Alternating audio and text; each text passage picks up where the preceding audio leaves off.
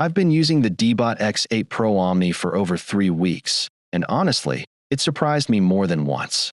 At first, I thought the roller mop tech would just be a gimmick, but it consistently handled pet hair and sticky spills without needing constant attention. That level of set and forget performance felt futuristic and occasionally a little too confident. In daily use, the Deebot X8 Pro Omni feels solid, yet sleek. The robot itself is slim enough, around 98 millimeters tall, to slide under most low furniture, though not as compact as some rivals. The Omni Dock is bulkier but intelligently designed. It houses separate reservoirs for clean and dirty water, a dust bag, and even space for detergent. The materials feel robust, and the dark matte finish resists scuffs.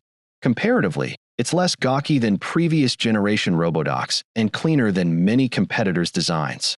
Ergonomically, it's clear Ecovacs intended this to look and act like a serious home appliance, not a toy.